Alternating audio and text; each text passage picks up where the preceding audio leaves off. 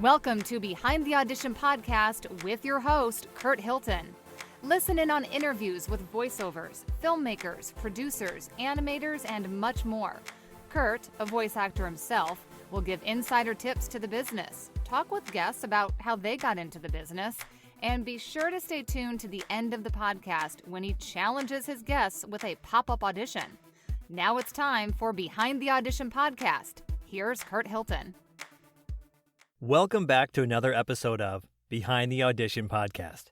On this episode, I got to speak to the one and only Lauren Synger. Lauren is a big-time voice actress and singer. You probably heard her voice on Bendy and the Ink Machine as the one and only Alice Angel. She is a professional singer, songwriter, and lyricist.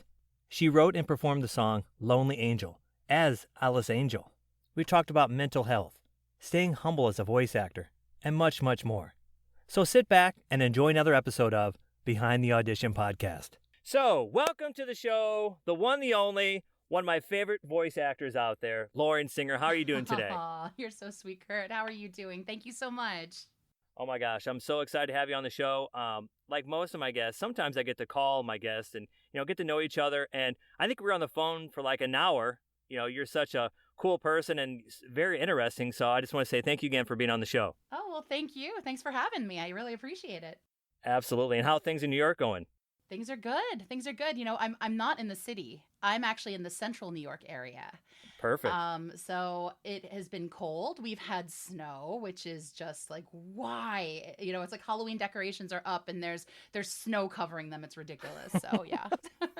Well, I'm down here in North Carolina, so we're still in that 60 to 70 degree weather, so I don't want to brag too much, but I guess to start off. Oh, you're mean. Yeah, see, no. So I guess let's start off by saying, how did you get into the role of voice acting? Oh, well, let's see. It's a long story, so I'll give you the short version. Okay. I actually went to Ithaca College. My degree was in voice. I wanted to be a singer. And I had a minor in modern languages. So I went to school and I figured after I finished school, I should be able to scratch a living doing, as like a wedding band, doing bar mitzvahs, that kind of thing. And I realized that musicians are like harder to herd than cats. And as a result, I was getting very frustrated trying to put something together with other people that just weren't dedicated and weren't reliable. And after spending so much time and so much energy and so much effort trying to make something work, I just got so frustrated with it. I don't play an instrument myself.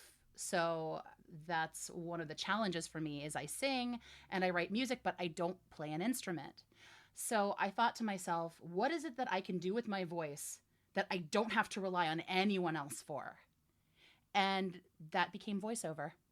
Wonderful, wonderful, and a lot of our listeners are going to know you for the Bendy project. Tell us how the Bendy project started. This is awesome. Yes, it's such a good story, and it makes me so happy when I think about it. Not a lot of stories in the industry are just so full of love and come from such an amazing place. So Bendy and the Ink Machine, actually, it was introduced to me by my nephew, who he was 9 years old at the time, and I'm his cool aunt, so he likes to bring me in on all the things he loves.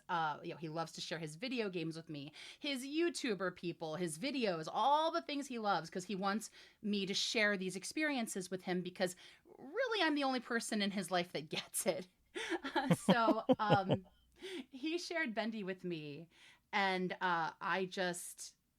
I saw the aesthetics and I asked him, I said, Liam, his name is Liam, and anybody who follows me on Twitter has heard the Liam story. I said, Liam, this is amazing. Like, this is so cool. Can you tell me a little bit about this? What is this? And he looks at me and kind of rolls his eyes and goes, oh, Bendy. And I didn't have it right. Duh. So, but I didn't have it in me to sound even stupider than I already felt. So I'm just trying to find a way to break it to this child that I really don't know what that is. And finally, he throws me a line. he was picking up on it, and he's like, Bendy's a video game. And I said, well, can you show me? And he said, sure. So he started showing me the game, and he started showing me, it was chapter 2 was what he was showing me. And I fell in love with it. I fell in love with the aesthetic. I fell in love with just everything about it. I couldn't stop staring at the screen. And he turns a corner in the game as the player character, Henry, and he comes across this poster of this angel devil girl.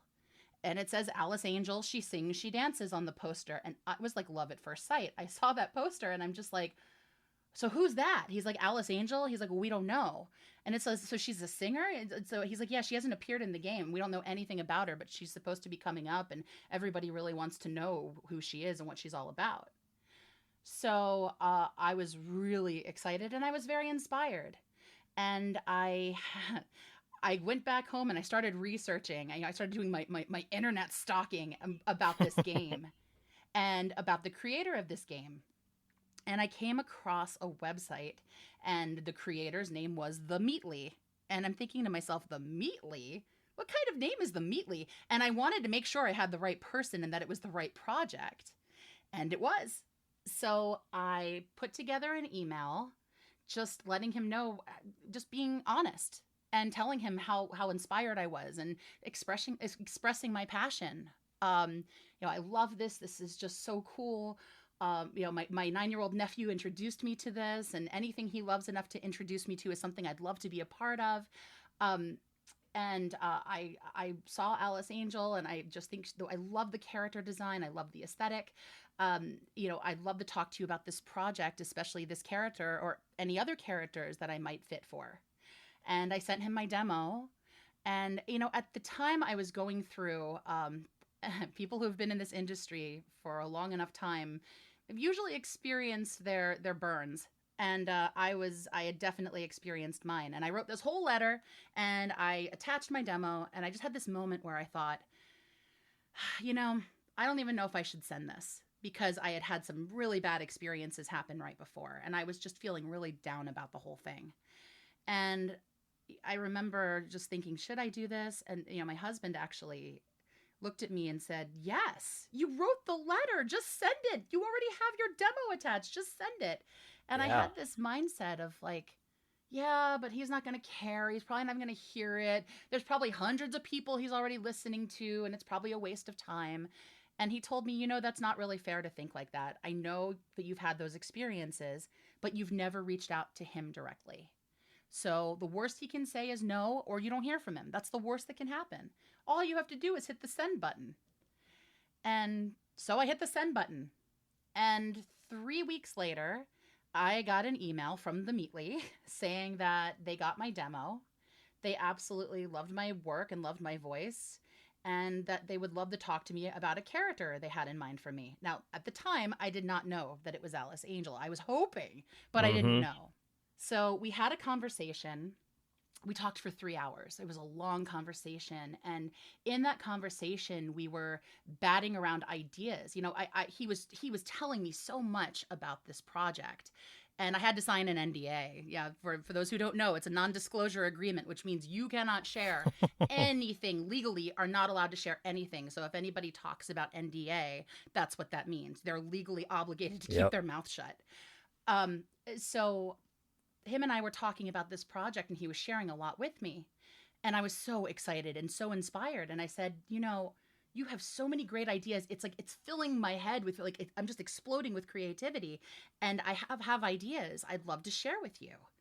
And I said, can I share them with you? And he said, absolutely. I'd love to hear your ideas. So he's telling me about Alice Angel, and he's showing me artwork, and we're just having this conversation, and I am just bursting with excitement.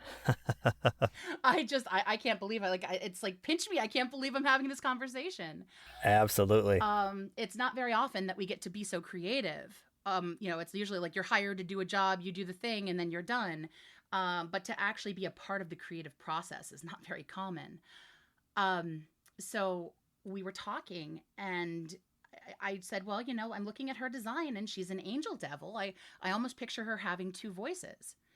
So he sends me a script and asks me to do the 2 voices. So I'm just like, really? Like now? Like you're going to put me on the spot? Okay, fine. So we started talking over ideas and crafting the voice together. And he was very excited with what we came up with. I love it. And yeah. And then I asked him, I said, so, I noticed on the poster, it says she sings, she dances. And I said, well, you don't want me to dance, but it says that she sings. And he said, yeah, she does. And I said, because I sing. He goes, you do? And you could tell he's trying to play it cool. And I said, yeah, I do. And he said, and I said, do you have a song for her? Like, do you have a song in mind? And he said, no, but I'd love one. I'd love her to have one. And I said, well, could I try writing one? And he said, you want to write a song for Alice Angel? And I said, I'd love to. And so I couldn't believe it. He told me, he was putting his thoughts together and processing all the information and still trying to play it cool. He said, well, I'm going to have to talk this over with my team. This is very encouraging and very exciting. I'm going to talk this over with my team. But as far as I'm concerned, you're Alice Angel. Oh, my goodness. And I was just like, my heart just flew out of my chest. I was just like, it was such a moment. And as we were talking, he just kind of said, you know what? Okay, I'm just gonna be honest with you. I'm the decision maker. I'm the creator of Bendy, and you're Alice Angel. It was like a done deal on the spot. So it's been life-changing for me. The project, the company, working with the Meatly, working with these people who follow him on Twitter, he is absolutely every bit as genuine and kind as he appears to be on his Twitter. I adore him. I think he is just a wonderful, wonderful human being that without a doubt makes this world a better place. And he's beyond just how brilliant and creative he is. He's just such a good guy. And, he's inspired me because I am not a social media kind of gal. And I say this a lot. I am not a social media kind of gal. You can't find you. I'm like, where's she at on social media? You're not there. Nope, Twitter. Got to find me on Twitter. Yeah. And the reason I'm on Twitter is because it's not my fault. They found me. The fans found me. And it was almost like prairie dogs coming up out of the ground. It's like you have one person go, "Hi, I love you as Alice Angel." And then I'm thinking to myself, "Oh no, they found me. What do I say? How do I respond?" It's like, "Thank you" just seems so lame. I don't want to disappoint them just by saying thank you or giving them a like. That's dumb. I want to interact with them and I want to be clever and I want to be cool and I want to make them feel good. And I did. And then there were 2 more. And then there were 5 more. And then there were 100. And then there were 1,000. And I don't know if I'm up to 10,000 strong, but I'm right around the corner from 10,000. Well, you're talking about social media. Mm-hmm. We talked about the mental health piece. Yes. I want to hear that story again. Tell me about what, the whole mental health and leveraging social media presence to make a difference. I tell our listeners about that. It's a great story. Yeah, absolutely. So, Bendy is a dark game. And it tends to attract a darker audience. And as a result, you have more of an awareness of what's going on out there in the world when it comes to people and what they're going through. I have had fans reach out directly to me expressing their concerns, their issues, their problems. I've had people tell me about their own mental health challenges. And I think especially in times of COVID, it's gotten so much harder and so much worse. And not a lot of people take that mental health piece into consideration when they're talking about their health. But if you think about it, we are all separated from our friends and our loved ones and our schools. Everybody is feeling isolated. And what's beautiful about our online community is it's really an artistic community. It's a place for artists to express themselves and for individuals to express themselves in a place that is where they feel appreciated and they feel like they're heard. I really try to give a platform and a voice to the fans. I want them to feel like we appreciate them. We couldn't do this without them. And I followed the example the Meatly set because he really just set such a beautiful example for the fans. I mean, he's got a tremendous following, and for good reason. He absolutely deserves every single one of those people that follow him. So it's not just about, hey, here's what we're doing, and hey, more Bendy stuff coming. Yes, we do that as well. But Right. We also retweet artwork. I really try to go on. I'm usually really good when I'm not totally drowning in work. I'm very Right. active. The community will tell you I'm very active on a personal level, retweeting artwork and showing appreciation and interacting with the fans. So, it started off as something I just really didn't want to do. And it's become something that I feel is important and honestly is special because they are so supportive. And what amazes me isn't just their love of the people that made something that they love or have been a part of something that they love. It's also how they support each other and they build each other up and they help each other through the issues that they're going through in life. So I love it. it's I love it. amazing. It's amazing. I don't know if you had a chance to check it out, but I highly encourage you and all your listeners out there, check out the Meatly's Twitter, check out my Twitter, check out the positive messages, check out the love that is on this, on to thousands of people who don't know each other all over the world. The amount of love and care that they don't just have for us, but for the community as a whole. One thing you hit the nail on the head on there too. And you and I talked about it on the phone. The voiceover world is very supportive of one another, and I love that. There are some that think they're everybody's casting director. And there's that too, yeah. yeah, and I'm like, first of all, I never heard of you and your advice. I just keep to myself, but I talk to my guest about it. It's like, I'm going to go ahead and pass on that advice right there. But one thing we talked about that I think is important is staying humble and staying true to yourself in this business and how important that is to be successful, because there are those who do become successful, but they lose track of what direction they're going in.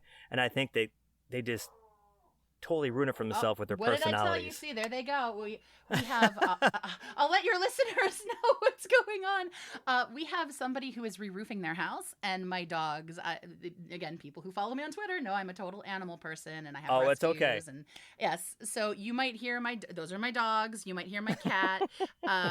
You might hear some animal interaction on this call, and I do apologize in advance for any unwanted howling or purring sounds that you might hear. So everyone in the house wants to hear their voice heard. Absolutely. They were just agreeing with me. That's all it's to it. They got excited when they heard how good of a point I made. They started barking, yes. See, there you go. They were agreeing with you. That's exactly what was happening. They were agreeing with you, Curt. But no, I truly, the conversation about being humble, I think it's very important as a voice actor to stay true and humble to yourself, so you don't lose focus on what really is important, the projects, and just your passion of the job. Absolutely. Wouldn't you agree?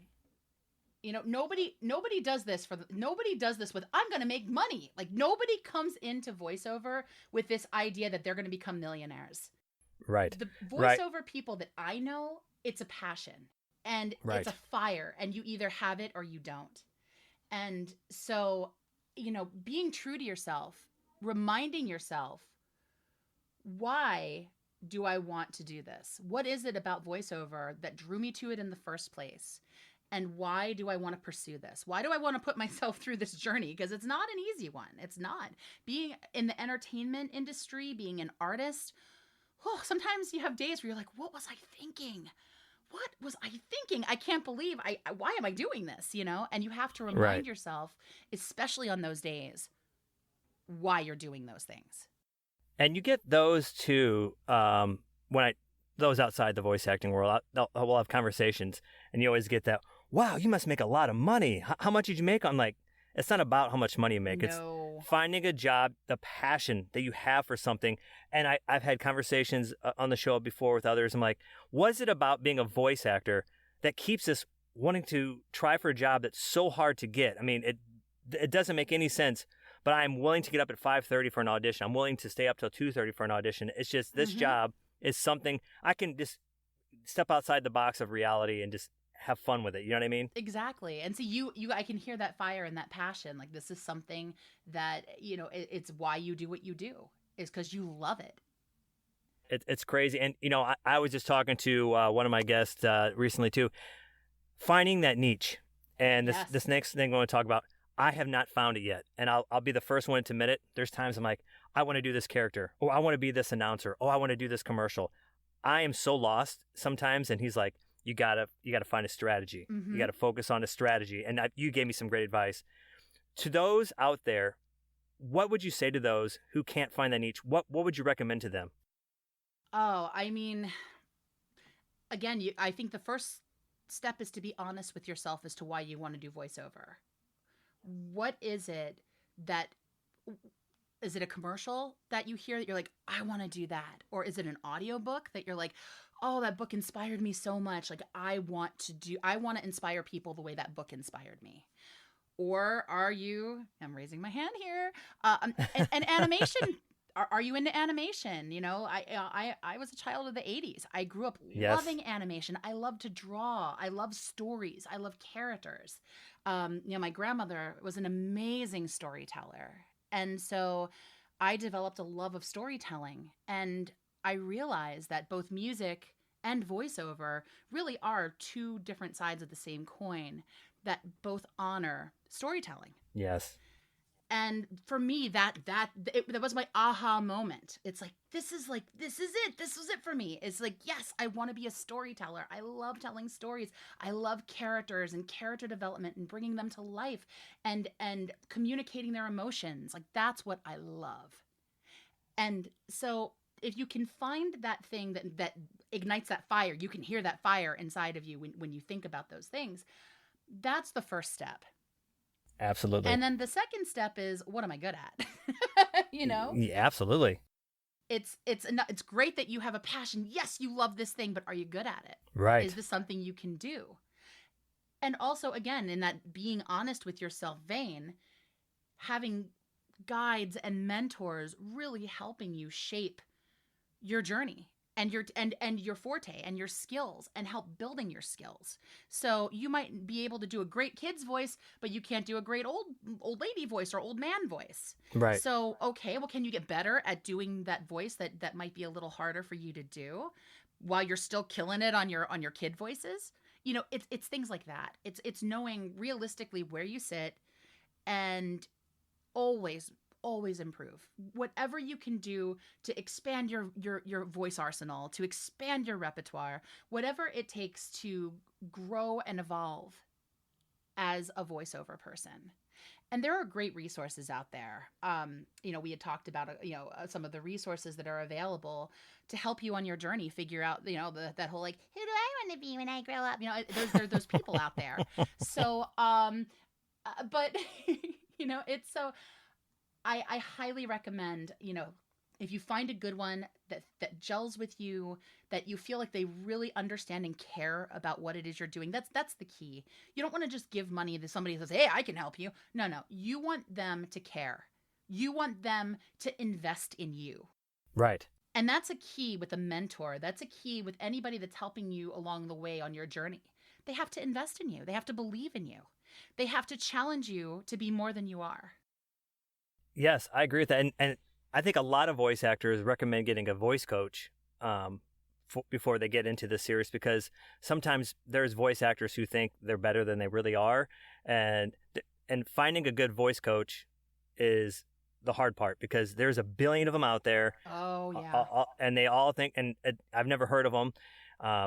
I've got great advice. Look on IMDb. Do your research before you hire a voice coach. Do your research, absolutely. Do your research and talk to them. Talk absolutely. to them and make sure that they gel with what you want. Absolutely. And so, you as a voiceover director, you got to work with some very experienced voice directors. Tell me about that experience. Oh, it's crazy because I realized that I've done directing for a lot of my life, and I didn't realize I was doing it.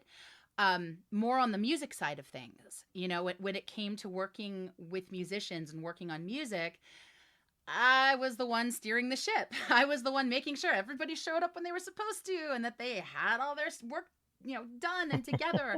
That whatever the task, the assignment was supposed to be for that week, that they met it. So, just kind of wrangling and babysitting, a lot of babysitting, making sure people do what they're supposed to do. So right. I had already done a lot of that, and I had done some directing on some projects. But I will tell you, it is a whole different ball game when you direct people that inspire you, people whose work you love and who you know. Um, it's pretty terrifying, to be honest with you. But what I've found is that when you are the one giving the direction, those people fully respect what you want, your decisions. They're professionals. They're professionals. Absolutely.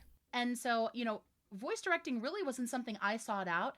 It was something that I was called upon to do.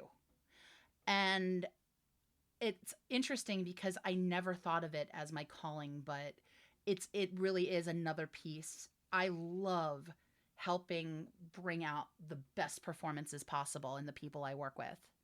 My approach is that the way I look at it is, look, you got the part of your own merit. Like, you auditioned, you landed the role, so you have what it takes to do this character. I want you to bring it. I want to encourage you and inspire you and let you just bring it to this role for this character. And people who love what they do are passionate, right? So you let them bring that passion to what they're doing.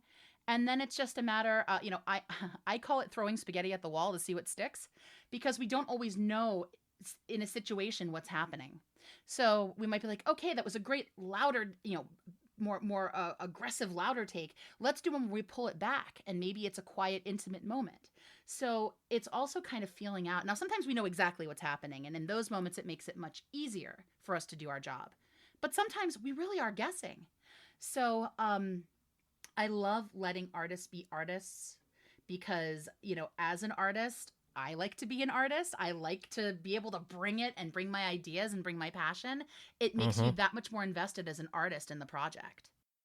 I love it. And you are a singer and songwriter too. So yeah, exactly. And I got a chance to listen to your YouTube video that we'll talk about here. And the conversation we had the other day that I want to bring up was so cool because I was just watching I was just talking to my mom about the Purple Rain movie, and you and I were talking about that. You got to record in the same studio as Prince and Madonna, and I actually talked to my mom about this. I'm like, oh my gosh, because I was obsessed with Prince back in the day. I know you were telling me.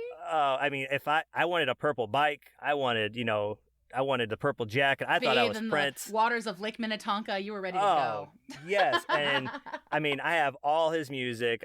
His music, is amazing. And you got to record in the same studio as Prince. Tell us about that. Well, it wasn't the same studio. It was the same audio producer. Yes. Sorry. That's what it was. No, that's okay. It was, I pretended. Coming to him with my idea for Alice Angel's song was probably one of the scariest things I've ever done. This man has worked on the Blues Brothers soundtrack. He is friends with the band Heart, Ann and Nancy. I knew his credentials, and everybody was saying, he's your guy, he's your guy, he's your guy. So his name's Patrick. Patrick, I was so scared to meet him. I didn't know what to make of that experience. And then I went to see him, and he was super chill, super laid back. He listened to my phone because I had all my ideas. That's the other thing too. Document your ideas. Use that voice recording option on your phones. Like, that's what I have on my iPhone. You can document so many good ideas that way. No, the audio quality is not going to be amazing, but it's going to give enough for other people to hear what you're going for. And you can use that for characters, and you can use that for music too. So that's actually a good segue, is document your ideas, because it really helps. So I was playing my ideas for the Alice Angel song with him, and he's closing his eyes and he's all into it, and I'm thinking to myself, he's hearing this, like he's really hearing this. And he loved it. Everything about that song, he just loved it. He loved it so much. And I have pictures. He loves Alice Angel. So after the production was finished, I actually gave him an Alice Angel plushie, and he loved it. And while we were recording, he actually had the Alice Angel plushie sitting between his monitors that he was doing all his audio recording and engineering with. He had her sitting right there. And he just was like, every time at the end of the day, he's like, do I have to give her back to you? So I got him his own. He was very excited. But he was amazing. I mean, that experience was amazing. And he really kept me grounded. You know, he told me, because he said, well, you know, when we record you, what I would really like to do is have all the musicians, you know, you've already worked with them. I had put my team together, and I could not have done it without these guys. They were just so phenomenal. My pianist, Andrew, is just, not only is he an absolute killer pianist, but he also was my rock. He just supported me through this whole thing. I've never done anything like this. And so to go into a studio with these live musicians, and yeah, we had met individually to talk over the ideas and to create the sound, so we all knew what we were doing. But Patrick said, you know, I really want to do this the way that it was done in the 1930s. That's the song, that's the time period. Let's honor that. And so let's have all of you, each in your own booth, but playing together. And I want you to direct. I was like, wait, you want me to direct while I'm recording, while I'm voicing this? He's like, yeah. And I told him I'm terrified. I was very honest with him. I said, this is terrifying. I've never done anything like this. And he said, you know, I'd be worried about you if you weren't terrified. And he said, I'll tell you a little story. So he was talking about when he was working with Madonna and Stephen Sondheim, who wrote the music for Dick Tracy. And he was saying that Madonna was terrified. She had never done jazz music before. And he said, you know, 20, 30, 40, 50 takes, whatever it took to get that performance what it needed to be. And she was terrified. And he's like, so if Madonna can be terrified, I'm going to give you license to be terrified too. The only person I worked with that wasn't terrified recording was Prince. So there you go. I'm bringing it right back to Prince again for you, Curt. I love it. Oh, man. And talk about what the room looked like. I mean, that, because I'm like a visual person. You were telling me, and I kind of got lost. Like when you walked in. I want to live at Subcat. I want to live at this studio. You made it sound so crazy, because I'm a huge Sinatra fan too, and I always look at those Capitol records, like the studios, and the way you said it, you lost me, and I was like totally gone. So tell our listeners about that real quick. Oh, absolutely. So the main room, sadly, I did not get to record in the main recording room, in the main studio room, because that's where the piano is. So I was very sad, because it's my favorite room. And for both parts, when we recorded, so we recorded the opening, Lonely Angel, was just harp, piano, and vocals.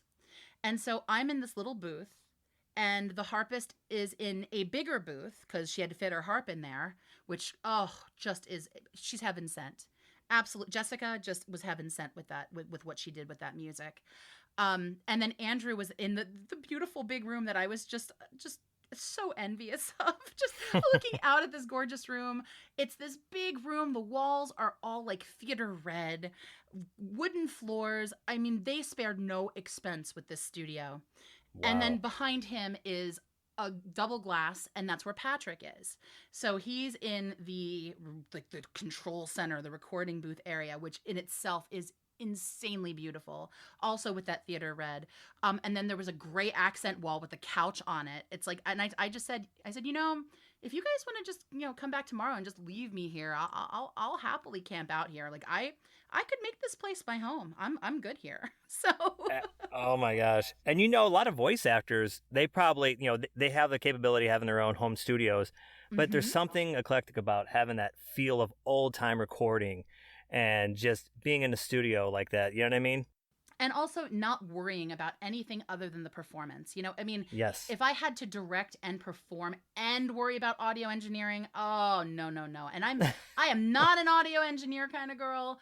I am not an audio producer by any means. I would much rather give it to a professional and let them do it. You know, I think, and again, this is another point I wanted to make, because, you know, I do have my own studio and I do my own audio editing and production, even though I can't stand doing, not my thing.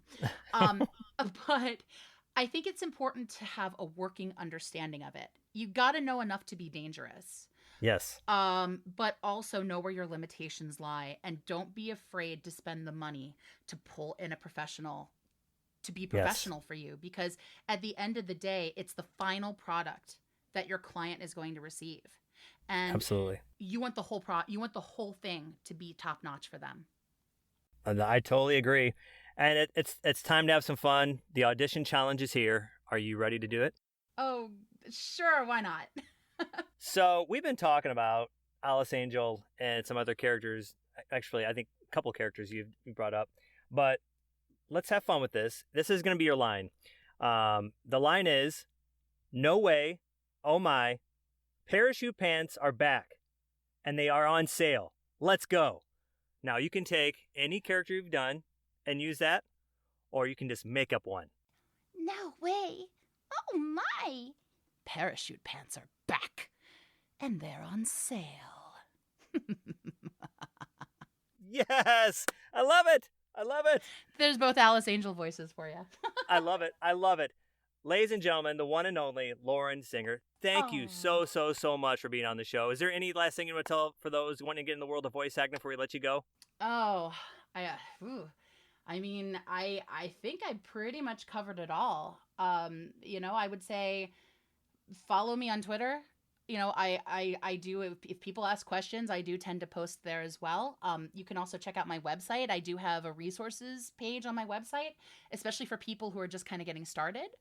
So that might be very helpful for people who are interested and are just kind of really trying to figure out their path. And if somebody wants to hire you, where could they do that? Or how could they do that? Well, as a matter of fact, no. Let us know what you want. Right, let us know what you want. You can always go to laurensynger.com. That's LAUREN, and then Synger with a Y, so it's SYNGER. laurensynger.com. I do have a contact page through there. And if you reach out to me, then I will reach back out to you. I love it. I love it. Thank you so much for taking your busy time to be on the show. It's been my pleasure, Curt. Thank you so much. Oh my gosh, you truly, I feel like I've known you for 20 years. We've talked on the phone and before this. Aww. You're very, very pleasant to talk to. Thank you again for being on the show. Ladies and gentlemen, Lauren Synger. Thank you so much. Thanks for listening in on Behind the Audition podcast, made possible by Hilton Productions. If you need a male or female voiceover, contact us at hiltonproductions.com. Hilton Productions, let our voices do the selling.